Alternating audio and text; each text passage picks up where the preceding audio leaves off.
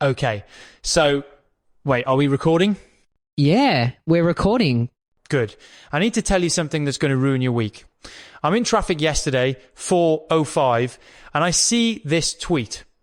Medieval peasants worked 150 days a year. You work 260. Congrats on progress. That can't be right. It is. I spent my entire night researching, and some dude in 1347 named Aethelric the turnip farmer, who couldn't read, who wiped his ass with leaves, had more vacation days than anyone at Netflix. How much have you slept? 3 hours. The point is, we've been scammed. Medieval peasants had better work-life balance than we do. You're having a breakdown. I'm having an awakening. Oh, and I brought Takis. You brought my snacks? Monica threw out your stash. I rescued one bag. You can have them back if you admit medieval peasants had better work-life balance. That's extortion. That's capitalism, baby. Fine. Medieval peasants possibly, arguably, had more guaranteed time off. Victory. And I'm Mark. And we're eating Takis I stole from Mike's apartment. You rescued them. From your girlfriend. Who's right, by the way? The Corvette is a sound. That's all. You call it the Red Menace, dude. Monica told me. Monica needs to stop talking to you. We have dinner once a month. She tells me everything. Can we do the episode?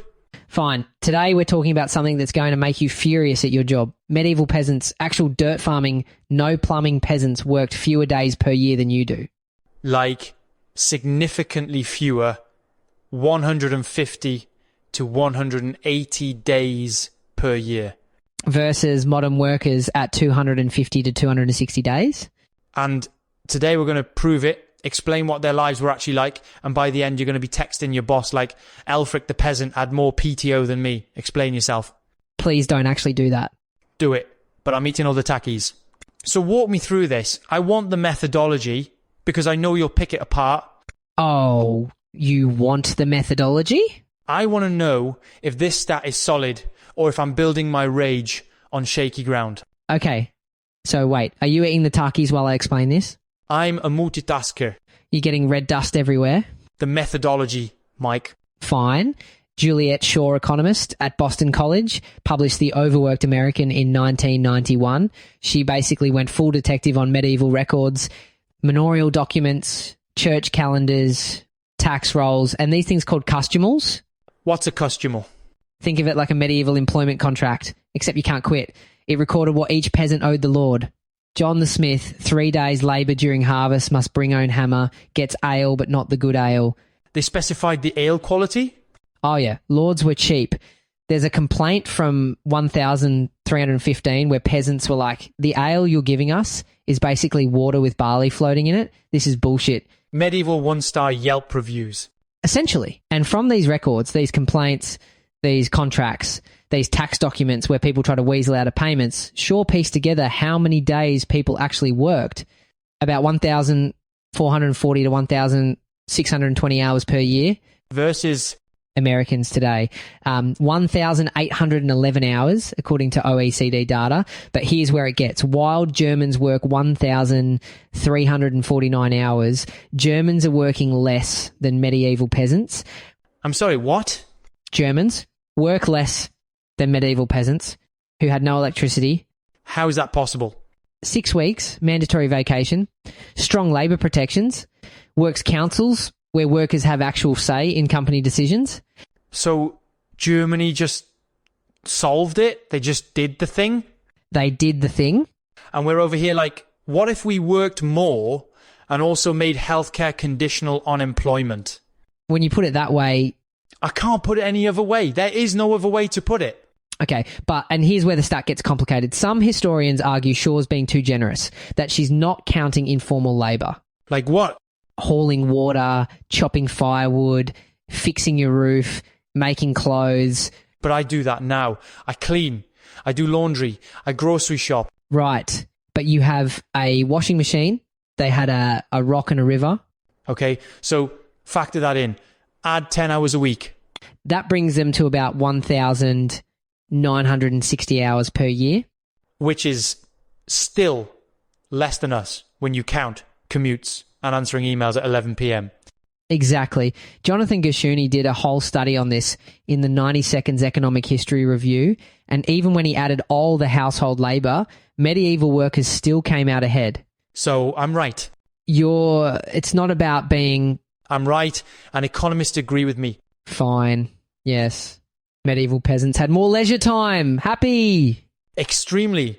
You know what? I'm texting Monica right now. Do not text my girlfriend. Mike admitted I was right about something. Please confirm this is the first time in recorded history.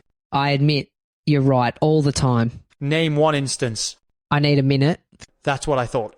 Okay, continue. What else should I know about these peasants? Okay, I can see you're about to... Well, actually me. Go ahead. I'm not actually-ing. You absolutely are. Fine.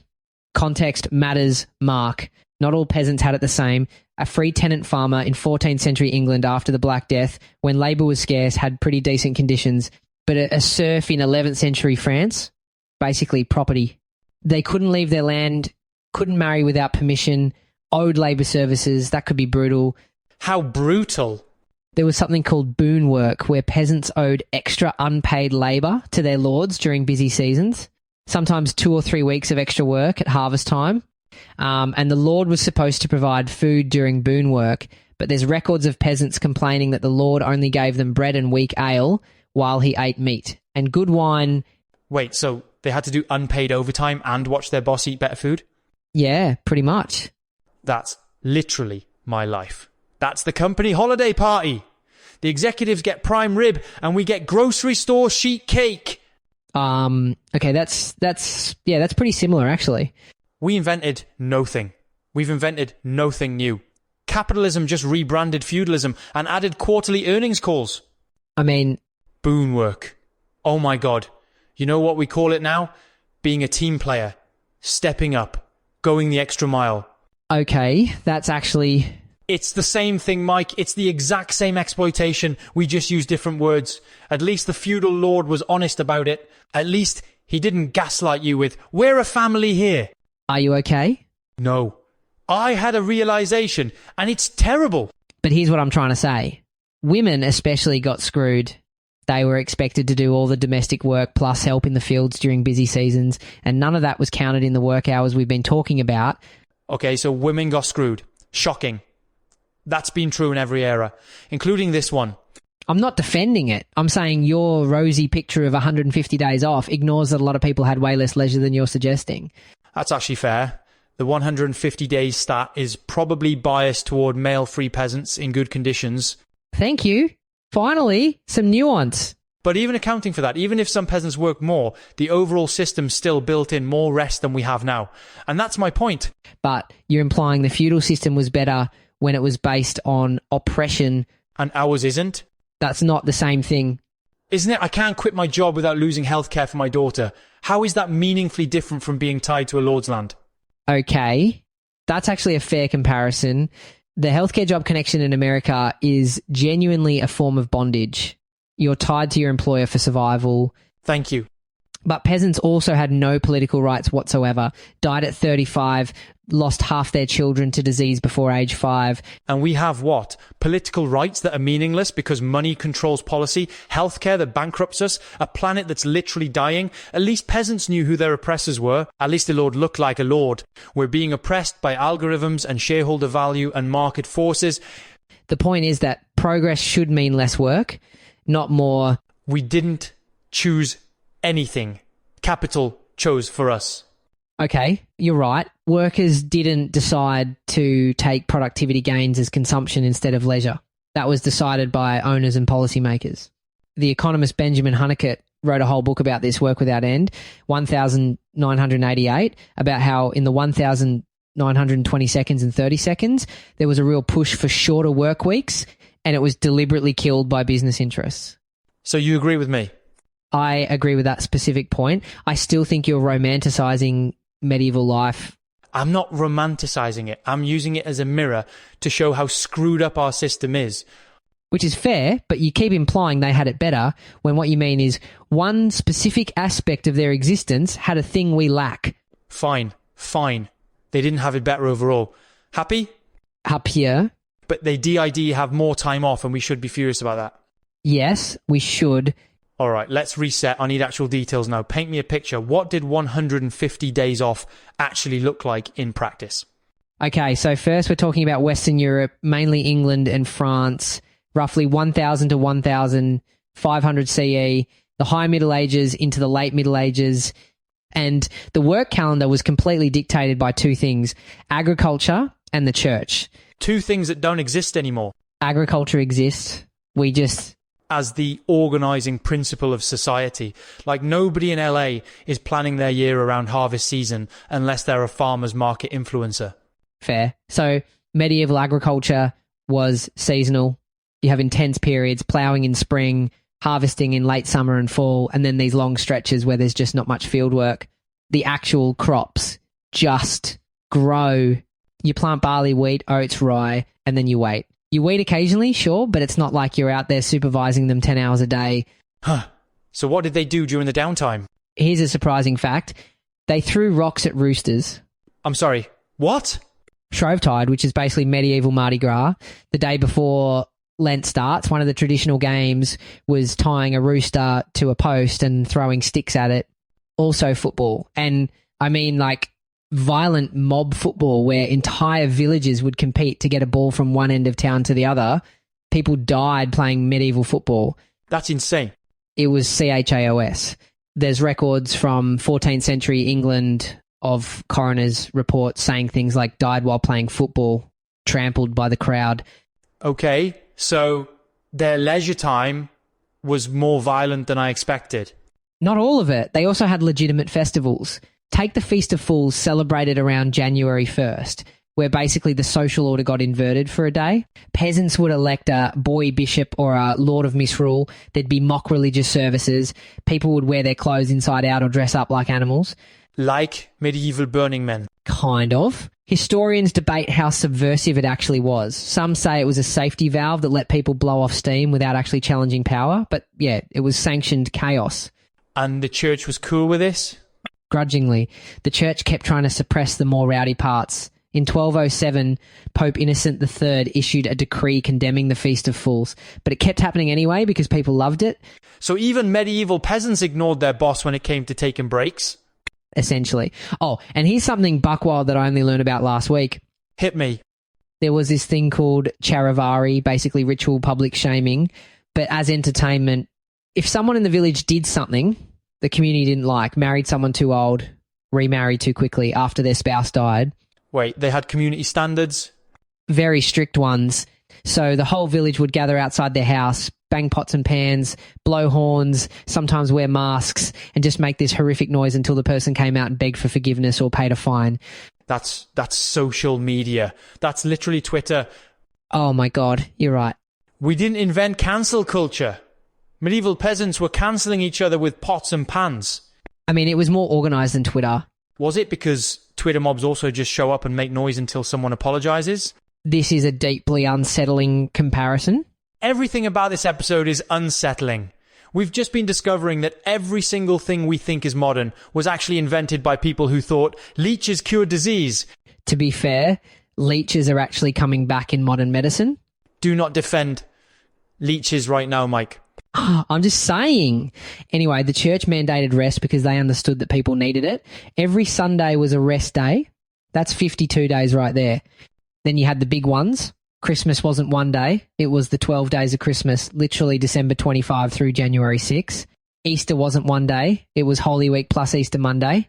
Pentecost, Assumption of Mary, All Saints Day, All Souls Day, your local patron saint. How local are we talking? Like village specific. If you lived in a village dedicated to St. Wilfrid, that's a feast day. If you live near a shrine to St. Cuthbert, that's another one. There's a record from a 13th century English manor that lists 164 days that were either Sundays or feast days where no work was expected. 164 days. And that's just one manor. Some regions had fewer, some had more. But the general vibe was lots of days off. And what did they actually do on these days besides throw rocks at roosters and cancel each other? Honestly, a lot of just hanging out. The feast day would usually involve going to church, that was mandatory, but then there'd be communal meals, often funded by the manor or a church guild, dancing, if the local priest wasn't too strict about it. Drinking, lots of drinking. Medieval Europeans drank way more than we do because water quality was terrible. Wait, really? Yeah, small beer, low alcohol content ale was safer than water in many places. So kids, adults, everyone was mildly buzzed a lot of the time. So medieval peasants were day drinking more than Venice Beach on a Saturday? Essentially. And actually, oh God, I just remembered something. What? There was this medieval medical theory that you could diagnose illness by tasting the patient's urine. I'm sorry, what? Uroscopy. Doctors would literally taste your pee to figure out what was wrong with you. Sweet urine, probably diabetes. Bitter, liver problems. It was a whole thing. That has nothing to do with what we're talking about. I know, but you mentioned drinking and my brain just went, hey, remember the pee tasting? And now you have to suffer with me. Did it work? Surprisingly, sometimes. Like sweet urine IS, actually a diabetes symptom. They just didn't know why. They were accidentally correct through the worst possible method. That's humanity in a nutshell. We discovered something true by doing something disgusting. Medicine was wild back then. They also thought bloodletting cured everything. Okay, we need to get back on track before you tell me about medieval surgery.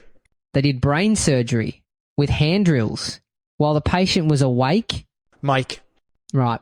Sorry. Feast days. We were talking about feast days and communal drinking, not medical horror shows. Yes. Although that would make a great future episode. Filed away for later. Okay, so... Wait, one more question about the pee thing. Oh, no. Did they train for this? Like, was there pee tasting university? I mean, medical schools taught it. So, technically, yes? Imagine going into debt for a medical degree and your specialty is pee sommelier. I'm detecting notes of kidney failure with a hint of UTI. This urine pairs well with bloodletting. Okay, we really need to get back. You started this. No, I have regrets. Feast days, communal rest. Oh, and here's something absolutely buckwild that I just remembered. Is it pee related? No. The phrase goodbye comes from God be with ye. It's Middle English. Why are you telling me this? Because we've been talking about medieval life for like 20 minutes and I just realised that every time we say goodbye, we're using a medieval blessing.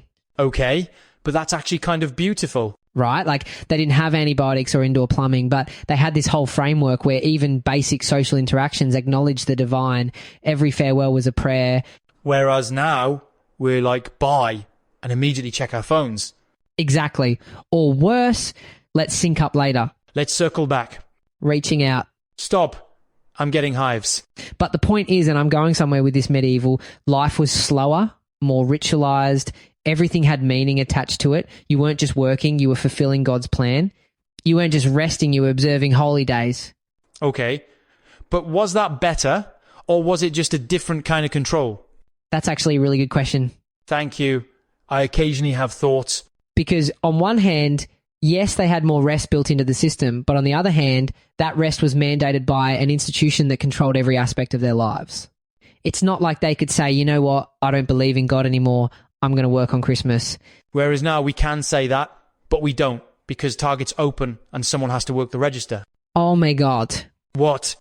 We traded the church for capitalism and somehow got a worse deal. That's what I've been saying. No, but like at least with the church, there was an ideological framework that said rest is holy. There was a reason for the days off. Now we just don't have them. There's no reason. We just decided humans don't need rest. Or that we need profit more than we need rest. Which is insane. Which is insane. Oh my God, are we agreeing? I think we're agreeing. This is uncomfortable. Very uncomfortable. Okay, so we've established that medieval peasants had 150 to 180 days off per year, that they spent it throwing rocks at roosters and cancelling each other with kitchen equipment, and that somehow they understood that humans need rest better than we do in 2025. Correct. So here's my question. How did we go from a system that, for all its flaws, for all its oppression, at least built in mandatory rest, to this? To hustle culture and rise and grind and working ourselves into early graves? That is an excellent question. And we're going to answer it next week. You're leaving me on a cliffhanger. I'm leaving everyone on a cliffhanger. Because the story of how we lost the medieval vacation, how we went from 150 days off to 10 days PTO involves the Industrial Revolution, the Protestant work ethic, and some genuinely sinister choices made by people in power. I want to know now. Then you'll have to come back next week for part 2. This is evil. This is good podcasting. I hate you. You love me. Also, you ate all my Takis. Fair. This is part 1 of our deep dive into medieval work-life balance. Next week in part 2, we're going to explain exactly how we got from 150 days off to checking email at midnight. Spoiler, it involves capitalism, Protestantism, and a shocking statistic about executive compensation that's going to make you furious. In the meantime, if you want to yell at us or share your own work horror stories, we're on Instagram and Twitter, where I post pictures of my dog Ivan, who is more popular than my car. As he should be. I'm Mark. I'm Mike. And history just got fun again. See you next week for part 2. Bring your own Takis.